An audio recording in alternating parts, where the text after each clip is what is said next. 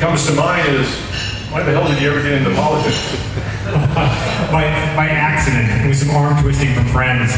When I started working at Sonoma State in 2015, I work in the advancement office. I'm part of the team that does alumni relations, fundraising, program development, and so it's my job to spend a lot of time in the community. And as a result of that, I got to be interested in public policy, both in Santa Rosa and Sonoma County more generally. When the fires happened in 2017, that was a real catalyst for me to want to lean in further. I really wanted to get even more involved. So I served on a couple of the city boards, including the Measure O Oversight Committee that deals with youth violence in the community, and also the Design Review Committee that oversees a part of commercial construction. I really enjoyed those policy experiences, and so when John Sawyer, a name that I suspect many of you recognize, decided not to run in 2022, he and a few others said, "Hey Mark, why don't you think about it?" And my wife and I had a lot of conversations, and we decided that, hey, this is our way of giving back to a city and a community that we love. I knew I liked the policy work, and the voters in District 2 were kind enough to give me a chance. So now I've been in office for about a year and a half now, and have really enjoyed it. Actually, out of curiosity, how many District 2 residents are here today? How many folks live in a good number. Well, as long as I'm quizzing, how many Sonoma State alumni do we have here today? Only a few? Really? I was expecting a few more. All right. Well, good to see any SSU alums. All right, thank you. And pardon this, but I'm going to have to refer. I ran out of printer paper at home, and so my interview outline is on my phone. I can hear noise. Okay, number 2, Mark, give a brief explanation of what the major areas the council wrestles with. It's pretty simple in the end. So the city of Santa Rosa has about a $220 million general fund budget every year. And just to give a sense of where the city spends its time, what the priorities are, about 75% of that budget is police, fire, transportation, public works, so we're talking infrastructure, basically, and parks and rec. Right, so the general open spaces for the city. That is a huge chunk of the city's budget, and it's where both the city and the council spend most of their time.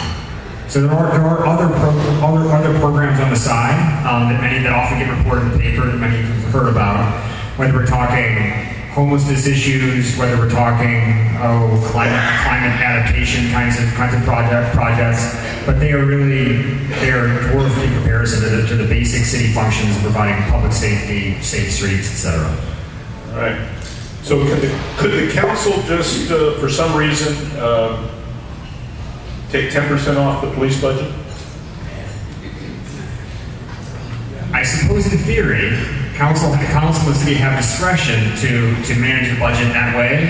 In practice, you can imagine the kind of practical and political nightmare that would entail.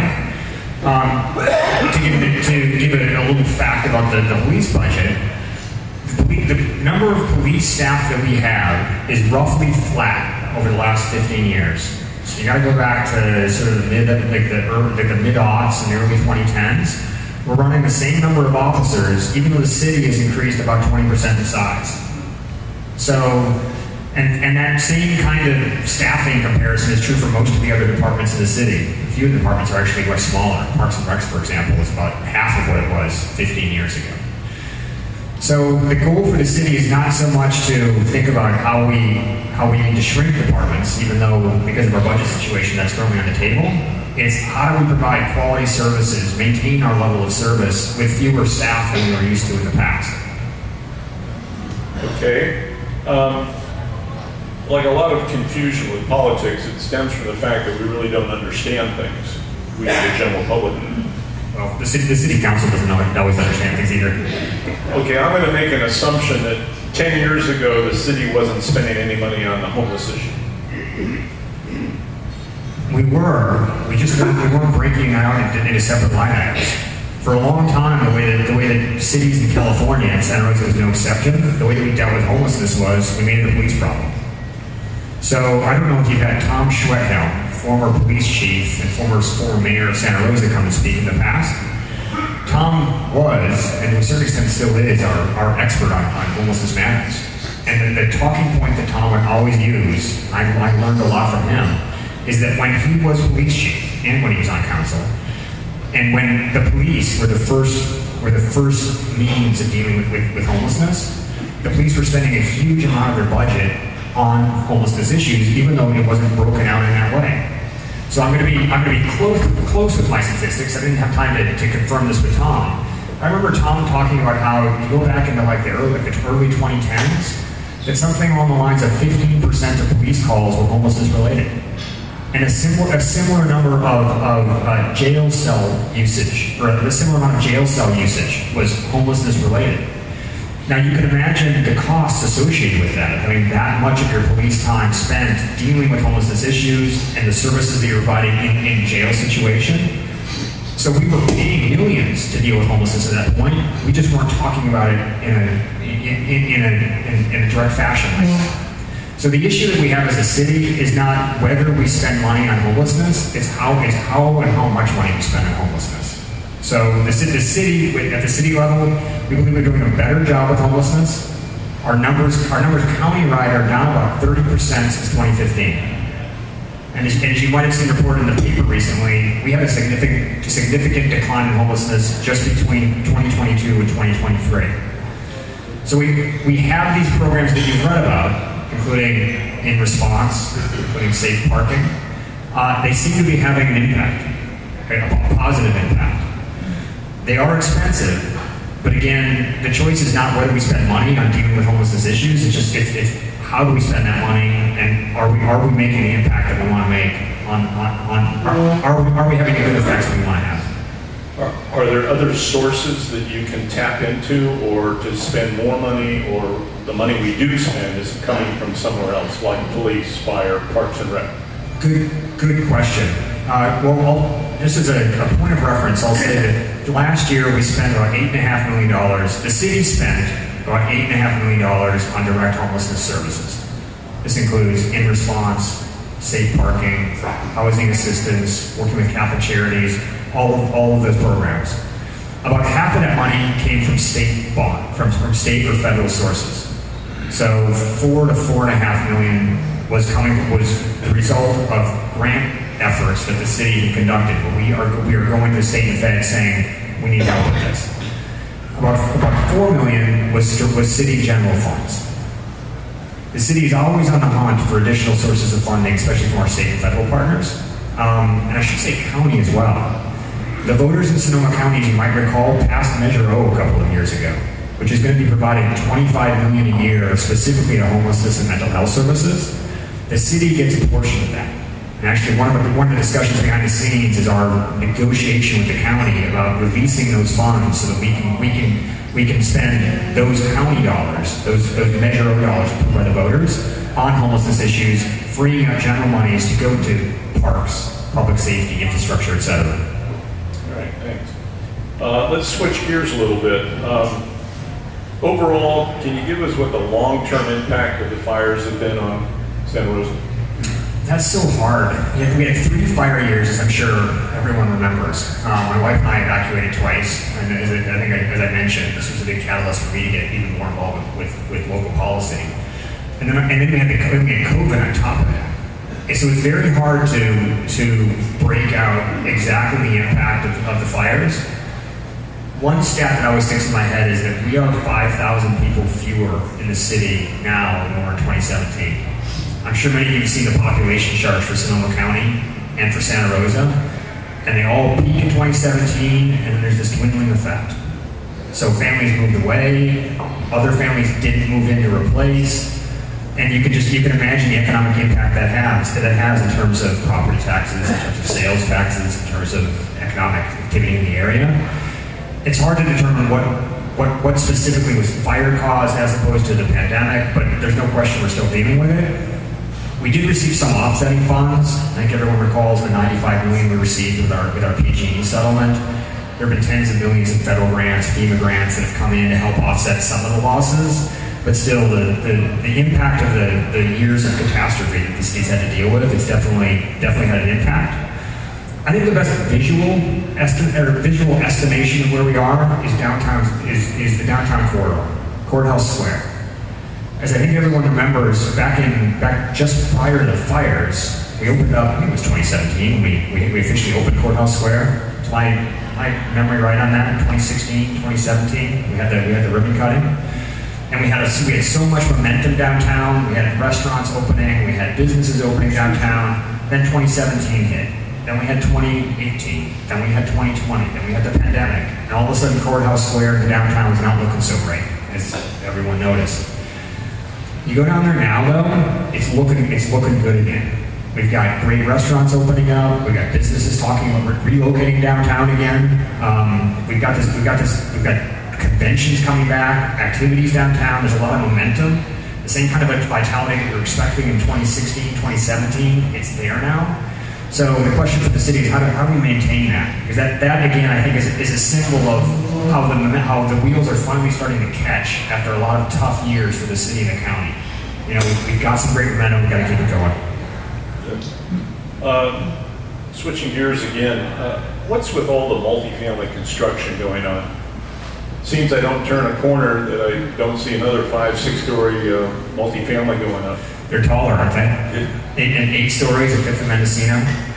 So this was really decided by this county and by the city back in the 1970s, when Santa Rosa, like a lot of the cities and the counties, opted to have fixed urban growth boundaries. Then the future was set. We aren't going to build out anymore. We're going to build up. Now there's a range of opinions on this, but I for one am in support. I think Santa Rosa's best future is to be an urban jewel, like Sonoma County's one true urban jewel. You've got your Healdsburgs, you've got your Petalumas, they're certainly charming, but they're not cities. Santa Rosa is by far the biggest city in the area.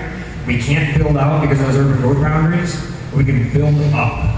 We can provide worker housing for our teachers and our police officers, for the hospitality industry workers that are right now having to either share rooms or drive in from Solano County. Those are the multifamily story construction you're pointing at. That's what those units are for. It's for the workers that we need in Sonoma County. We need to give them. We need to make places available first of all and affordable, and that's what those units we hope are going to do. How's that fit in with water issues? Surprisingly well, actually. The water question is one that I get a lot, and I'd encourage everyone to go to the city website and look up the water use plan that the city is required to do every 5 years.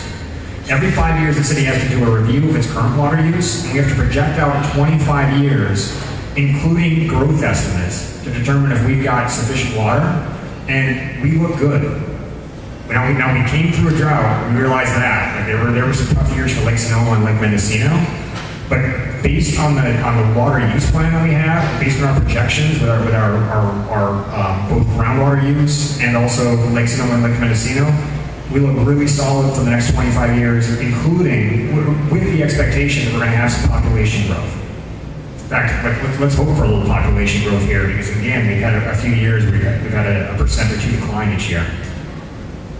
Okay, now on to one of my pet peeves. What's with our maintenance? I'm seriously thinking of decorating some of these weeds at Christmas. They're getting so tall on some of our intersections, you could really hang some lights on them. Another common question, and I wish our city manager was here, Markeisha Smith. This is her #1 bugaboo. As soon as she came to the city, she said, I want to do better with the vegetation management and with general beautification of the city. So she has been working with our city staff, which again is smaller than it was even 15 years ago. We got to find a way to build that up again. And she is saying, we got to find ways to make our city look better. We got to have the medians be mowed. We have a graffiti abatement program now. We're working with Ecology, with our street sweeping team to do a better job, to have more runs and do a better job of keeping our streets clean. I'm hoping that some of you are seeing improvement in some areas. So my wife and I live over off of Summerfield, and for the first time since we moved in 2011, our medians were mowed. We also took down the weeds along the fences over in that area. I know the fountain room meetings have seen some improvement in recent months. And I would hope that at other places around the city that you're seeing the same kind of improvements. If you haven't, they're coming. Because again, with our city manager is pretty laser focused on this. She hates the weeds. How did it get that way? Because I talked to people that lived here for their whole lives, and they said it never was like this. So was this a conscious decision to use money that used to be used for that and put it somewhere else? Some of this was before my time, so I can't speak with authority, but it would be a shift in priorities and probably a lack of resources. And again, we especially during the Great Recession, the city staff and the city budget was hit pretty hard. Some of you remember the days when only half the streetlights were turned on. That was when my wife and I moved up in 2011. That stuck out in my mind. So there was certainly less attention paid to some of the important niceties like vegetation management. We got out of the habit of doing it, and now we're going to get back into the habit. That's the goal. How about roads? We got to do a better job on the roads. We've got some great projects going on Santa Rosa Ave and also Sonoma Ave. That's the start of, we can go to the website and see what the plan is for road maintenance in the city. Starting next year, again, thanks to the voters who approved Measure G80 in 2020, we're going to have a few million more dollars coming into Santa Rosa every year, earmarked specifically for road infrastructure. So we are going to be paving more, we're going to be fixing more potholes. Additional funding is coming in, again, thanks to you, the voter. And again, I'll mention Mara Keisha, our city manager, again. It's roads and basic infrastructure for her, just basic city maintenance. And so she's working with teams right now to figure out how we get projects moving. Okay. Can you give us any update? I saw an article recently in the paper about a possible use of the downtown, I think it was at Sears, as a possible convention center. So I happened to have met with the Simon Group last week. They were in town again. There are a couple different proposals floating around for the Sears site. One is housing focused, where that Sears site and the residential neighborhood next door could be renovated into some kind of attractive neighborhood with a lot of worker-focused housing. Another is a convention center, and where we could finally bring in large-scale events downtown Santa Rosa. It's not certain what's going to come out of these discussions, but the Simon Group seems pretty serious about figuring out what the possibilities are. Either would be great. I'll take either one, because that right now having that vacant Sears site and we don't know what's going to happen with Macy's. That's not doing our downtown any good. So the city is doing anything it can to encourage those proposals to go forward. There was a second part of the question, which I'm now forgetting. Oh, there was one I sent. It was in light of road conditions and weeds and the unkept. How would you sell Santa Rosa to a convention? Oh, that's right. Oh, I think there was even a point I was blanking on with respect to the convention center proposal. But in terms of why the Simon Group would be looking at this, why the city would be encouraging this, and actually why Sonoma County Tourism is backing it, we're the 5th largest city in the Bay Area. We're a city of 180,000 people. We've got great public transportation access to our area. We've got an airport. We've got the smart train ferry access to San Francisco and the other cities in Sonoma County. You got a fantastic restaurant scene, not just downtown, but throughout the county. You got that Sears site. It's walkable from a number of hotels or an easy drive from others. And again, you got Santa Rosa sitting right in the middle of wine country. So we have been an attractive travel destination for conventions. We haven't always had the space to put them in. So that convention center would give us another alternative. And we've got fantastic amenities in the area. We bring 10 million people into Sonoma County every year. So there's good reason why the Simon Group and others are looking at our downtown to see what we can offer.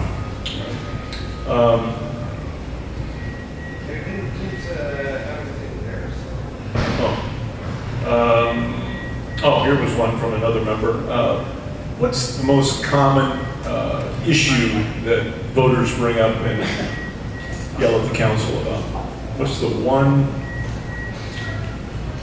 In terms of actually yelling? Well, I mean, it's the biggest. There is some yelling. Homelessness is an issue. Roads. I'd say roads and traffic. That might be number one. With homelessness number two.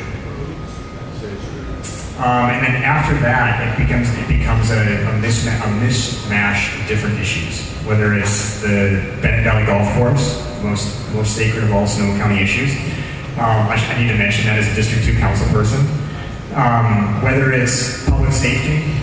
I'll mention schools actually. It's been interesting for me over this past year to note the number of times in council or in email or public conversation, the issue of our public school system is brought up. And I'm glad for this. I'm a bit biased, both because I work at Sonoma State, because both my parents were public school teachers. But I'm glad that people are coming to council, in addition to the school board, to bring up the school issues, because I think that this might be our largest economic development issue. I think everyone's aware of the challenge that Santa Rosa City Schools in particular has, but public schools in Sonoma County more generally. It is leading families to leave the area. It is preventing other families and companies from coming into the area because they're looking at what those schools can do for their employees. That's a huge economic development issue. And while the city council doesn't have any direct levers that we can pull, we aren't the school board, we're doing everything we can behind the scenes to encourage the district, to assist the district in better safety in our schools. You can imagine how much of an issue this is for Chief Cregan and our police force. And of course, I'm referring you directly to the whole issue of school resource officers, which has made the papers many times. We have a joint committee with the Santa Rosa City Schools Board, encouraging them to look at all options for providing better school safety. So again, while we don't have any direct levers, the city council hears a lot from voters, and we're doing everything we can to do more for the school district, because that's a city issue. That's not just an education or a family issue. That's a city issue at this point. We've got to do better. What's the latest on the resource officer? It was approved, wasn't it? There was a short-term pilot that was approved by the school board back, as you might recall, just after the holidays. And there was a little bit of a one school, one officer program put into place, but there's nothing permanent. And we're coming up on a new school year with nothing set. So it remains on the school board's desk for them to decide how they want to move forward. Again, I say this in every public setting. Just know that the city council, down to each individual city council member, is doing everything we can behind the scenes to push that forward, to make it clear that the city wants to provide any resources necessary. Again, because it's not just a school or a parent or student issue, it's a city issue that we need to address. Well said. All right, to wrap up, open mic time. Share with us your vision. Well, I'll give you short-term and long-term. The story for the next couple of years is going to be the budget. I think everyone's seen some of the articles that have come out in the Press Democrat to talk about the budget constraints that we're facing, where we've got significant and growing deficits over the next several years.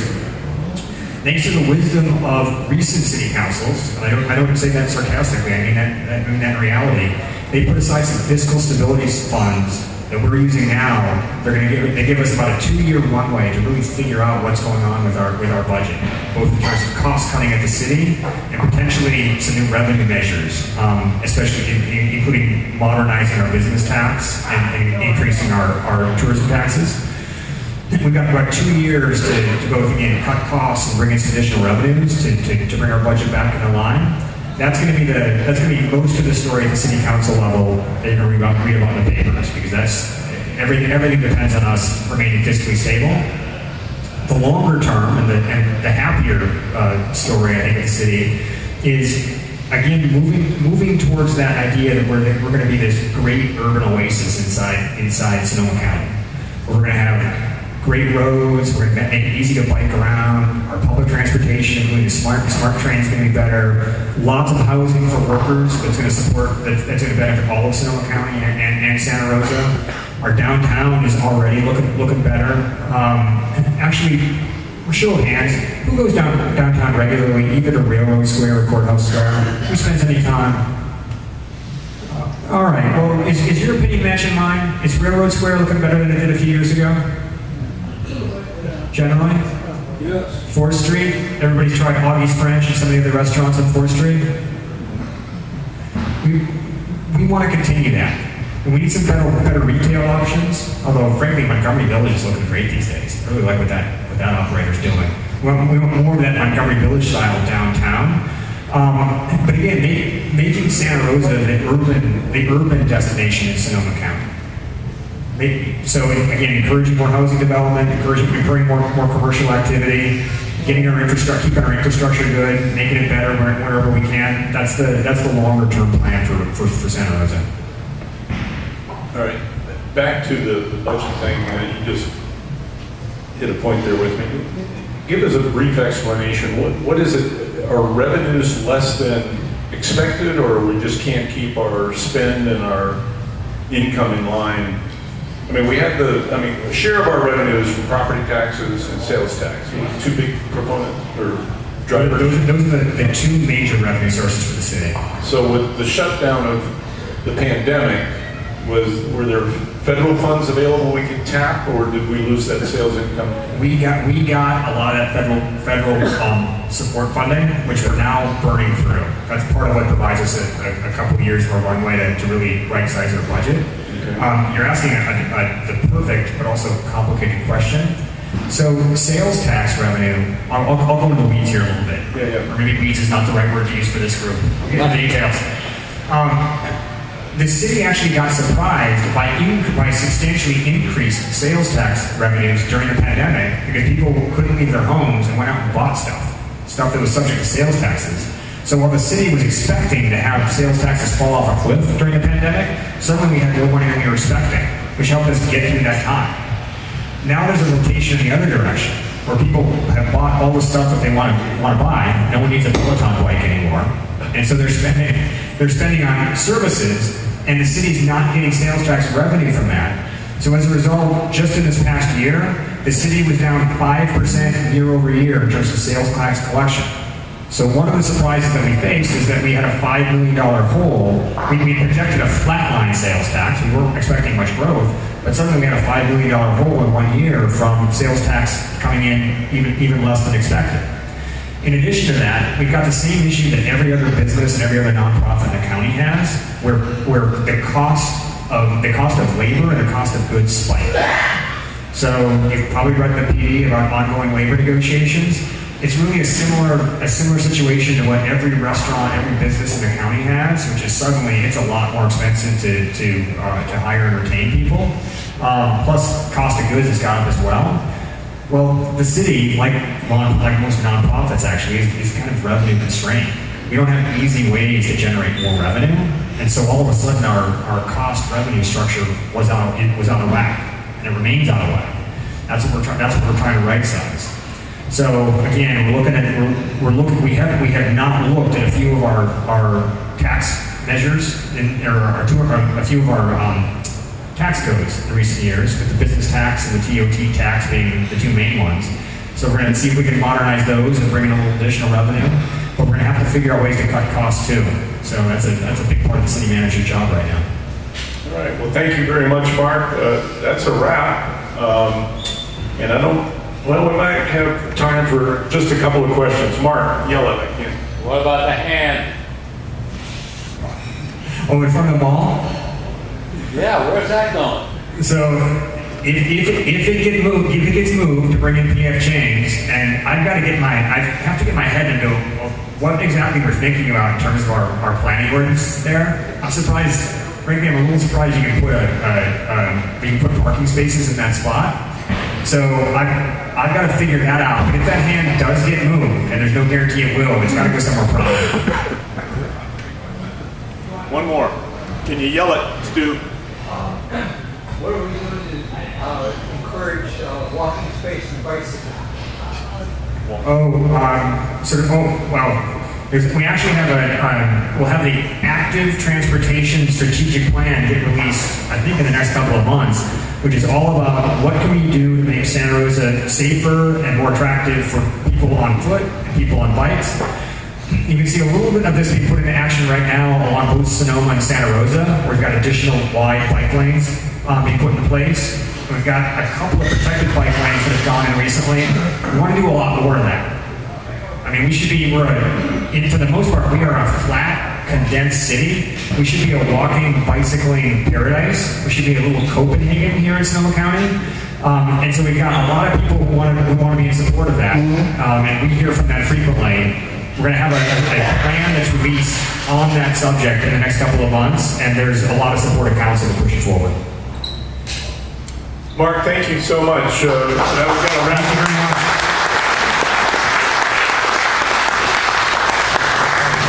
Thank you, and as a token of our appreciation, we have some of Sonoma County's best.